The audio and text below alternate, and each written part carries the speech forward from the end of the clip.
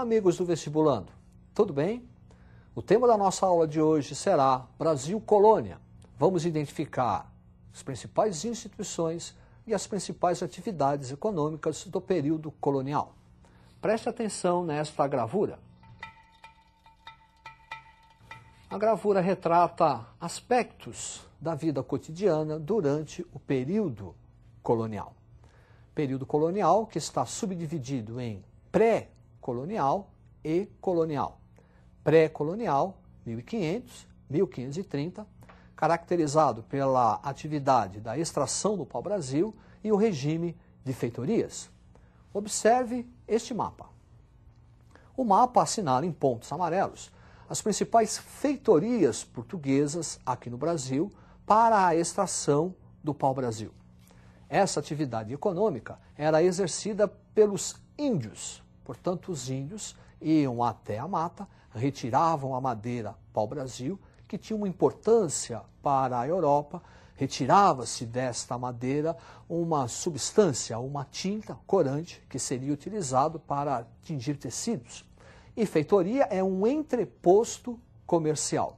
Algumas vezes, ao longo do ano, embarcações portuguesas chegavam no litoral, retiravam a madeira e colocavam no interior da feitoria bugigangas, presentes para os índios. Isso se chama escampo.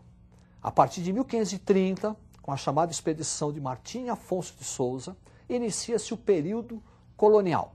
E esse período colonial é caracterizado pela instituição das capitanias hereditárias. É a divisão do Brasil em 14 longos lotes de terra entregues aos donatários, capitães donatários. Para você visualizar o que estamos falando, preste atenção neste mapa.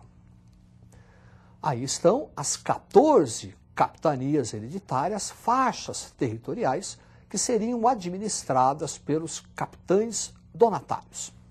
O regime das donatárias foi regido por dois documentos. Carta de doação, documento onde o rei transfere ao donatário a posse da capitania, e a carta de foral, que é um documento onde se estabelece os direitos e os deveres dos donatários na capitania.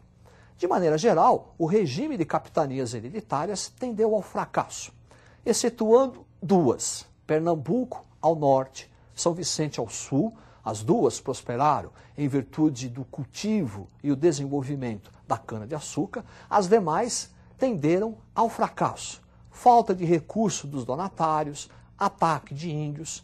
Para que o sistema de colonização e povoamento da terra não fosse atrapalhado, o Estado português vai criar o governo geral. O governo geral é uma centralização político-administrativa que Portugal realiza na colônia. O primeiro governador geral, Tomé de Souza, que vai fundar a primeira cidade e primeira capital do Brasil, a cidade de Salvador. Foi durante o governo de Tomé de Souza que os jesuítas iniciaram a catequização dos índios, com a instalação do primeiro bispado no Brasil, também na cidade de Salvador. Duarte da Costa, nosso segundo governador-geral, o seu governo teve uma série de complicações, atrito dos colonos com os índios e a invasão francesa no Rio de Janeiro. O terceiro governador-geral, Mendes Sá. Com Mendes Sá, houve a expulsão dos franceses e a fundação daquela que será a segunda cidade e também segunda capital do Brasil, a cidade de São Sebastião, do Rio de Janeiro. Para reforçar o que estamos falando, preste atenção neste quadro. Administração colonial, as capitanias hereditárias, o governo geral e as câmaras municipais.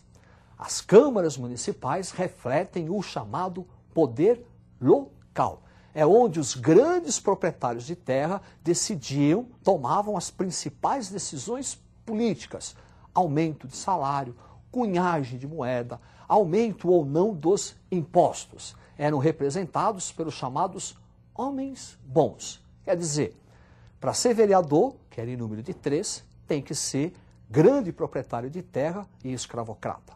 Para ser juiz, também tem que ser um grande proprietário de terra e escravocrata. Isso era chamado de homens bons. Ao longo do período colonial, nós vamos ter uma série de conflitos entre a Câmara Municipal, que lutava pelos interesses locais do colono, e as instituições metropolitanas, o governo geral, o Conselho Ultramarino, que representava as decisões do Estado metropolitano.